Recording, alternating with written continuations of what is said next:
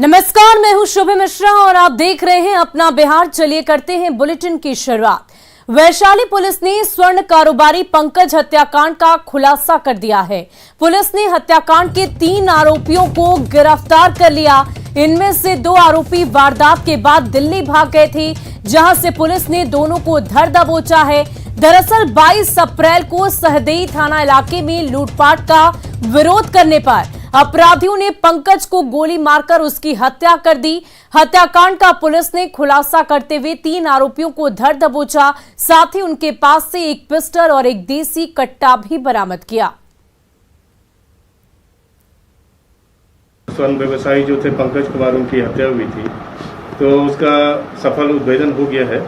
इसमें 3 लोग शामिल थे, सनोज सानी, बिरजू सानी, ये दोनों चक नासिर फतेहपुर के हैं, और तीसरा आदमी इसमें रोहित कुमार है, जो इसका है भैरवपुर बिदुपुर का। ये 3 लोग शामिल थे। हत्या करने के पश्चात जो है इसमें 2 लोग दिल्ली भाग गया था। वहीं पटना के फतुहा थाना क्षेत्र के 4 लेन पर बीते 10 फरवरी को कुरियर का सामान लदे पिकअप वैन की लूट मामले का पुलिस ने खुलासा कर दिया। पुलिस ने इस मामले में 11 लोगों को गिरफ्तार किया है। साथ ही लूट के करीब 20 लाख के सामान को भी बरामद किया।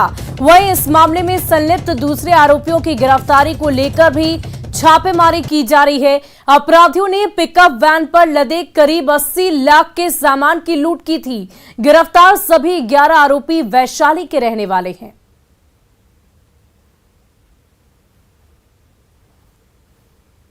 ग्यारह व्यक्तियों की अभी अरेस्टिंग की गई है और वैशाली ज़िला से जो है सारी अरेस्टिंग हुई है।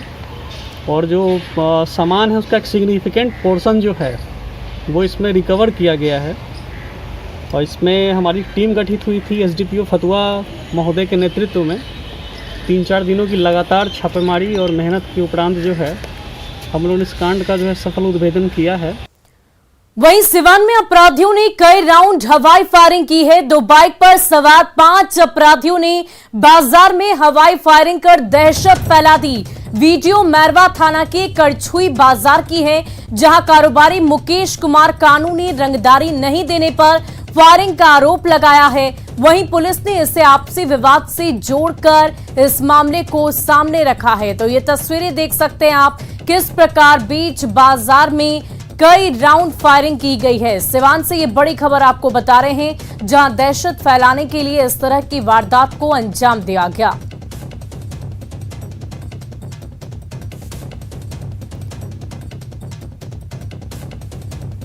और देखिए, राजधानी पटना से आपको बड़ी खबर बता रहे हैं। सिंगर के साथ गैंगरेप हुआ था। रामकृष्ण नगर के थाना के ज्योति पथ की यह घटना थी। हथियार के बल पर गैंगरेप की वारदात को अंजाम दिया गया और पुलिस ने 3 आरोपियों को धर दबोचा है। हथियार और कारतूस भी बरामद किए हैं। ये बड़ी खबर आपको राजधानी पटना से बता रहे हैं, जहां सिंगर के साथ हथियार के बल पर गैंगरेप की वारदात को अंजाम दिया गया। रामकृष्ण नगर थाना इलाके की ये पूरी घटना है और उन आरोपियों को अब गिरफ्त में ले लिया गया है। साथ ही उनके सामान यानी कि हथियार और कारतूस भी बरामद कर लिए गए हैं। तो इसी के बारे में थोड़ा ये हम लोगों को रात को सूचना दी थी, एक महिला ने सूचना दिया था कि उसके यहाँ पे घर में 3 लोग आए हैं और उसके साथ उन्होंने दुष्कर्म किया है। तुरंत जब पुलिस को सूचना आई तो महिला से हम लोगों ने बयान लिया और उससे कॉन्फिडेंस में लेके कि कौन कौन लोग हैं। उसमें महिला को कॉन्फिडेंस है, उसने बताया। रातों रात हम लोगों ने छापामारी किया और 3 लोगों को उसमें गिरफ्तार किया गया है, जिसमें उनसे सिक्सर भी बरामद हुआ है और कारतूस भी बरामद हुआ है। और बेहतर कानून व्यवस्था को लेकर डीजीपी एसके सिंघल गंभीर हैं। डीजीपी लगातार थानों का निरीक्षण के साथ अधिकारियों को दिशा निर्देश दे रहे हैं। डीजीपी थानों के अलावा अनुमंडल स्तर पर एसडीपीओ के कामकाज की गहन समीक्षा में जुट गए हैं। डीजीपी ने आज पटना के सभी थानेदारों के साथ एक बैठक की है, जिसमें थानेदारों से लेकर डीएसपी तक के कामकाज की समीक्षा की गई। बेहतर प्रदर्शन नहीं करने वाले कई थानेदारों को डीजीपी ने फटकार भी लगाई। साथ ही सुधार नहीं होने पर कार्रवाई की चेतावनी दी। बिहार की कानून व्यवस्था बेहतर करने के मकसद से डीजीपी लगातार कई थानों का निरीक्षण कर रहे हैं और आज एक बार फिर से पटना जिले के एसएसपी ऑफिस में पहुंचे हैं डीजीपी। और तस्वीरों में देखिए इस वक्त सारे आलाधिकारी, DGP S K Singhal, ADG headquarter J S Gangwar और तमाम जो आलाधिकारी हैं वो इस वक्त तस्वीरों में नज़र आ रहे होंगे। और मकसद यही है कि रिव्यू करना है कानून व्यवस्था का, पेंडिंग्स मामले का, और लगातार विजिट कर रहे हैं अधिकारी। और एक मैसेज देने की कोशिश है कि किसी भी सूरत में कानून व्यवस्था से जो लापरवाही है और लॉ एंड ऑर्डर मेंटेन करने की जो जिम्मेवारी दी गई है, जो टास्क दिया गया है, उससे कॉम्प्रोमाइज़ नहीं किया जाएगा। और आज डीजीपी ने बताया कि किस तरीके से जो संबंधित थानाध्यक्ष हैं, कई ऐसे थाने पटना में आइडेंटिफाई किए गए हैं जहां पर law and order point of view से लापरवाही बरती गई है, शिथिलता बरती गई है, और ऐसे थानाध्यक्षों को नोटिस में लाया गया है और उन्हें कहा गया है कि आप अपनी कार्यशैली में जो आपकी कार्यशैली उसमें सुधार लाएं, नहीं तो आपको पटना से हटा दिया जाएगा। सब डिवीजन लेवल पर भी कई एसडीपीओज के मामले में भी लापरवाही की बात सामने आई है और ऐसे एसडीपीओज को भी आइडेंटिफाई किया जा रहा है ताकि उनके खिलाफ कार्रवाई की जाएगी अगर वो अपने कार्यशैली में सुधार नहीं लाते हैं। तो एक मैसेज देने की कोशिश है डीजीपी एसके सिंघल की तरफ से, और लगातार उन्होंने कह दिया कि इसी तरीके से कार्रवाई आने वाले दिनों में होती रहेगी। संजय कुमार, न्यूज़ 18 पटना। और पटना में एक भव्य कार्यक्रम की शुरुआत हनुमान चालीसा से हुई। बड़ी बात यह है कि इस कार्यक्रम में डिप्टी सीएम तारकिशोर प्रसाद भी मौजूद थे, जिन्होंने मंच पर खड़े होकर हनुमान चालीसा का पाठ किया। कश्मीरी हिंदुओं को लेकर आयोजित कार्यक्रम में शामिल एक नेता ने कहा कि हालात ऐसे हैं कि कश्मीर फाइल्स से भी दर्दनाक फिल्म बनेगी, बिहार फाइल्स।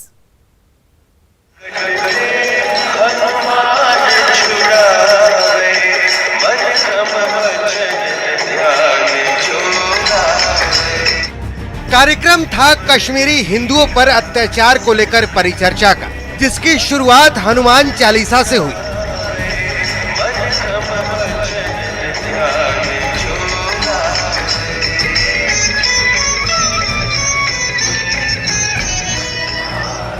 इस कार्यक्रम के मंच पर मौजूद deputy CM Tarkishore Prasad, MLC Sachchidanand Rai और दिल्ली बीजेपी के फायर ब्रांड नेता कपिल मिश्रा सहित सभी लोग हनुमान चालीसा गाते हुए सुनाई दिए।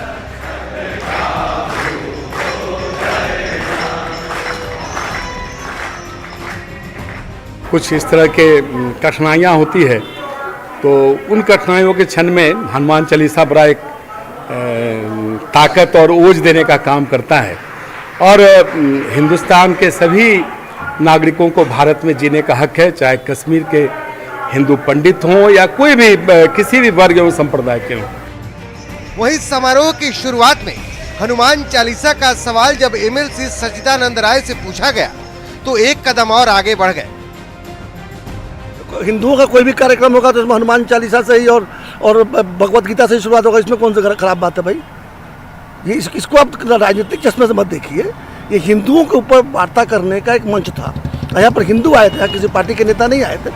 कार्यक्रम कश्मीर पर हो और पाठ हनुमान चालीसा का तो बीजेपी नेता हरिभूषण ठाकुर बचौल भला कैसे पीछे रहने वाले थे। बचौल ने कहा कि सोचने वाली बात ये है कि क्या बिहार में हर जगह हनुमान चालीसा का पाठ हो सकता है? जिस तरह रावण की लंका हनुमान जी ने जलाया था, उसी तरह बिहार और देश पर जो राक्षस रूपी रावण सब मरा रहे हैं उसको जला दिया जाए। आप जाकर के देखिए कश्मीर में क्या, किशनगंज में क्या हो रहा है, पूर्णिया में क्या हो रहा है। आप जाकर के जोकी हाट में देखिए, जोकी हाट में अगर इस तरह से हनुमान चालीसा किसी कार्यक्रम में पढ़ा जाए, वहां जाकर के लोगों से बात कीजिए। कश्मीर फाइल्स से कमजोर बिहार फाइल्स पर फिल्म नहीं बनेगा। वैसे इस कार्यक्रम का समापन राष्ट्रगान से हुआ, लेकिन शुरुआत में हनुमान चालीसा पर सियासी पाठ भी होना तय है। पटना से न्यूज़ 18 के लिए शैलेंद्र कुमार की रिपोर्ट। वहीं कार्यक्रम के शुभारंभ में बीजेपी नेताओं और डिप्टी सीएम के हनुमान चालीसा पढ़ने पर सियासत भी शुरू हो गई है। सुनिए कांग्रेस, आरजेडी और जेडीयू ने क्या प्रतिक्रिया दी है। विकास का काम तो कुछ कर नहीं रहे हैं, पूरे देश में ऐसा ही काम करते हैं जिससे कि लोग आपस में डिवाइडेड हो, आपस में लड़े भिड़े। भारतीय जनता पार्टी को हनुमान चालीसा पढ़ने से मतलब नहीं है, हनुमान चालीसा के नाम पर राजनीति करने से मतलब है। माननीय मुख्यमंत्री नीतीश कुमार जी बिहार में सभी धर्मों के हितों की रक्षा के लिए ही जाने जाते हैं। अगर कोई भी समूह किसी प्रकार के लिए कोई काम करता है तो यहाँ की जनता और यहाँ की प्रशासन ऐसे लोगों पर काबू पाने में। और कश्मीरी हिंदुओं पर अत्याचार को लेकर आयोजित इस कार्यक्रम में पहुंचे बीजेपी नेता कपिल मिश्रा और कश्मीरी एक्टिविस्ट ललित अंबरदार ने धर्मनिरपेक्षता के नाम पर हो रही सियासत को बिहार के लिए खतरनाक बताया। सुनिए दोनों ने क्या कुछ कहा है। राजनीति की नहीं है, बात है नकली सेकुलरिज्म की। नकली सेकुलरिज्म जहाँ पे होता है वहां पर तुष्टीकरण होता है, वहां पे वोट बैंक की राजनीति होती है, वहां पर एक छोटे वोट बैंक के लिए बहुसंख्यक समाज को अनदेखा किया जाता है। और बिहार में बहुत सारे राजनीतिक दल ऐसे हैं जो इस नकली धर्मनिरपेक्षता की बीमारी से पीड़ित है। हमको संज्ञान लेना पड़ेगा, उसको कैसे रोकना पड़ेगा। राष्ट्रवाद की राजनीति चलानी पड़ेगी, इलेक्टोरल राजनीति नहीं। और जिनको पॉलिटिकली करेक्ट साउंड करना है, एग्जाम्पल दे रहा हूं, असम के अंदर असम का मुख्यमंत्री आरएसएस का नहीं, असम का मुख्यमंत्री बीजेपी के संघ के काडर से नहीं आया हुआ। कैसे चला रहा राज्य को? वो साफ बोलता है जिन्होंने मुझे वोट नहीं देना वो मुझे उनसे वोट मांगने क्यों जाऊं मैं? ये राजनीति मैंने उनका विकास करना है, लेकिन क्यों मैं उनसे उम्मीद रखूं? और हम लोग जो ये इस आशा में कि हमें इनसे वोट मिलेगा, टोपी भी लगाएंगे, चादर भी पहनेंगे, इफ्तार की पार्टी में भी बैठेंगे, मार भी आप खाओगे लेकिन वोट नहीं देंगे आपको, ये तो पक्का है। वहीं दिल्ली से पटना लौटे नेता प्रतिपक्ष तेजस्वी यादव ने सीए यानी कि नागरिकता संशोधन कानून को लेकर एक बार फिर विरोध जताया। साथ ही सीएम नीतीश कुमार पर भी तंज कसा। सब पार्टी ने अपने पक्ष को तो रखा ही था, असली बोलने से क्या होता है, करने से ना होता है। आप फिर जब वोट ही दे दिया सीए के पक्ष में तो अब पहले बोल करके क्या फायदा होता है? यानी उनकी राय वही है, तभी ना वोट दिया उनकी पार्टी ने, हमारे दल ने नहीं दिया। यानी हमारी राय स्पष्ट है कि हमने विरोध किया। और चलिए अब बढ़ते हैं अगली खबर की ओर। राजधानी पटना की श्रेया और तनिष्क श्री की कहानी अभी खत्म भी नहीं हुई कि वैसा ही एक और मामला अब सामने आ गया है। अब दरभंगा की रहने वाली दो लड़कियां सामने आई है जो ये कह रही हैं कि हम पति पत्नी की तरह साथ जिंदगी बिताना चाहते हैं, लेकिन परिवार वाले हमारे जान के दुश्मन बन बैठे हैं। श्रेया और तनिष्क श्री की कहानी हुई पुरानी। अब देखिए तनु और गुड़िया की कहानी। पीले टॉप वाली लड़की का नाम है गुड़िया, वही उसके बगल में बैठी लड़की का नाम है तनु। यहाँ दोनों के बीच कुर्सियों में 1 इंच का फासला है, लेकिन असल जिंदगी में दोनों ने हर फासले मिटा दिए हैं। दोनों खुलकर कह रही हैं कि वो समलैंगिक है। 7 सालों से रिश्ते में है और 7 फेरे लेकर 7 जन्मों का रिश्ता भी साथ ही बिताना चाहती हैं। क्यों रास नहीं है शादी? क्योंकि हम समलैंगिक है, हम इनसे प्यार करते हैं, इसीलिए हम शादी नहीं से करेंगे। जी प्यार अभी भी है? जी अभी। तनु और गुड़िया इंटर में पढ़ते वक्त एक दूसरे के करीब आई और एक जैसी हसरतों का इल्म होने पर दोनों ने साथ जीने मरने की कस्में खा ली। गुड़िया के परिवार वालों ने कड़वा होते हुए भी सच को करीब करीब कबूल कर लिया। हाँ, ये हमेशा सोचते थे, ये सब जानते थे कि फैमिली कभी एक्सेप्ट नहीं करेगी, बट फिर भी रीजन ये था कि मतलब किसी बॉय से शादी करके उनका लाइफ नहीं खराब करना था, क्योंकि हम इनके बिना रह नहीं सकते थे। तनु के परिवार वालों ने उस पर कई कहर ढा दिए। कभी मौसी के घर भेज दिया गया, कभी घर में बांध कर रखा गया और फिर जबरन शादी करा दी गई। लेकिन गुड़िया के प्यार में पागल तनु वहाँ से भाग गई और फिर गुड़िया को लेकर पटना चली आई, जहाँ दोनों लिव इन रिलेशनशिप में रहते हैं। हमको मारा पीटा गया और फोन छीन लिया गया। कौन पीटा? मेरे पापा। अच्छा, टॉर्चर करने लगे? जी बहुत टॉर्चर। तो फिर उस दौरान क्या मन में ख्याल आता था जब टॉर्चर होती थी? मन में ख्याल आता सुसाइड कर लो या फिर भाग जाओ। तो फिर आगे क्या हुआ? फिर हमको बांध के रख दिया गया घर में। जी बांध दिया गया? जी। 2 दिन पहले जब दोनों ने टीवी पर पटना की रहने वाली अपनी ही जैसी श्रेया और तनिष्क की कहानी देखी तो इन्हें भी खुलकर अपनी बात रखने का हौसला मिला। और ये ऐसे ही लोगों की मदद के लिए दोस्ताना सफर नाम की संस्था चलाने वाले रेशमा जी के पास पहुंच गए, जो समाज से ये पूछ रही हैं कि आखिर इन लड़कियों की गलती क्या है। उनकी जिंदगी है, आजाद करो। आप शराबियों को स्वीकार करते हो, आप रेपिस्ट को जमानत दिलाते हो, लेकिन क्या हमने कौन सा सामाजिक अपराध किया है या ऐसा अपराध किया है जिससे आपको नुकसान हो रहा हो? समाज किस पैरामीटर से ये निर्धारित करेगा कि इनकी प्यार बुरी होगी, समाज में पहचान बुरी करेगी? सवाल है कि आखिर बदलने की जरूरत किसे है, लड़कियों को या समाज को? पटना से न्यूज़ 18 के लिए संजय कुमार की रिपोर्ट। और बिहार के कराटे खिलाड़ियों ने एक बार फिर कमाल किया है। नेपाल में आयोजित अंतर्राष्ट्रीय कराटे चैंपियनशिप प्रतियोगिता में बिहार के खिलाड़ियों ने 15 मेडल हासिल किया, साथ ही मेयर कप पर भी कब्जा जमाया है। इस बड़ी सफलता से खिलाड़ियों में उत्साह देखने को मिल रहा है। खिलाड़ियों और कोच से बातचीत की न्यूज़ 18 संवाददाता रजनीश कुमार ने। बिहार के खिलाड़ियों में ना तो प्रतिभा की कमी होती है और ना ही जुनून की कमी, तभी तो अंतर्राष्ट्रीय कराटे चैंपियनशिप में बिहार के खिलाड़ियों ने नेपाल में जाकर हिंदुस्तान का नाम रोशन किया है। इस वक्त हमारे साथ सभी चैंपियन मौजूद हैं जिन्होंने झापा में आयोजित अंतर्राष्ट्रीय कराटे चैंपियनशिप में 14 में से 15 मेडल हासिल किया है। देख सकते हैं कि गोल्ड से लेकर ब्रॉन्ज तक गले में चमचमाते हुए ये मेडल आज खिलाड़ी जो है बता रहे हैं कि हम में हुनर की कमी नहीं है। तो सबसे पहले हम जो छोटे छोटे बच्चे हैं उनसे बात करते हैं जो अपनी प्रतिभा के दम पर हिंदुस्तान का नाम रोशन किए हैं। क्या नाम हुआ आपका? मेरा ऋषित गुप्ता नाम हुआ। अच्छा, कैसे तैयारी करते हैं? और काफ़ी हार्ड तैयारी किए थे जाने के लिए, और हम लोग वहाँ जाके बिहार को रिप्रेजेंट किए। इंडिया से 3 स्टेट्स गए थे, सिक्किम, गुजरात एंड बिहार, और हम लोग ने उधर जाके काफ़ी अच्छा परफॉर्मेंस किया। मेरा नाम आराध्या है। हमने नेपाल झापा में जाके बहुत मुझे प्राउड फील हो रहा है कि हमने गोल्ड मेडल, ब्रॉन्ज और सिल्वर लाया है। आपने ब्रॉन्ज और सिल्वर दोनों लाया? गोल्ड भी लाया?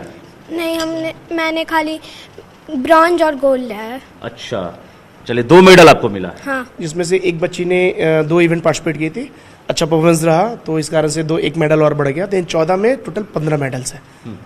कितना गर्व हो रहा है अपने जो खिलाड़ियों को देख? Sir, I am a coach, तो जब बच्चे अगर मेडल लाते हैं, मेरी प्रैक्टिस कराने पे बच्चे इतना मेहनत करके अगर हासिल करते हैं तो हमें तो समझ सकते हैं कि कितना ज़्यादा प्राउड फील हो सकता है। खिलाड़ी के साथ साथ जो कोच हैं वो कहीं ना कहीं गौरवान्वित महसूस कर रहे हैं। जाहिर है जिस तरह से बिहार का नाम खिलाड़ियों ने रोशन किया है, सरकार से भी उम्मीद है कि कराटे को लेकर सरकार अगर ध्यान देगी तो वास्तव में पूरे बिहार के साथ साथ यूं ही हिंदुस्तान का नाम ये खिलाड़ी रोशन करते रहेंगे। कैमरामैन मनीष जुनेजा के साथ रजनीश कुमार, न्यूज़ 18 पटना। और गंगा सप्तमी के मौके पर कटिहार में मनिहारी गंगा तट पर भव्य गंगा आरती का आयोजन किया गया। मनिहारी साहिबगंज फेरी सेवा समिति की तरफ से गंगा आरती का आयोजन किया गया, जिसमें काशी से आए पंडितों ने गंगा आरती की।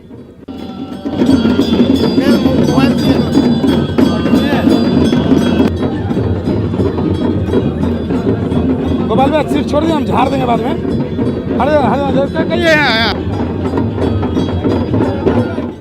और फिलहाल के लिए इस बुलेटिन में इतना ही। आगे देखिए जोहार झारखंड।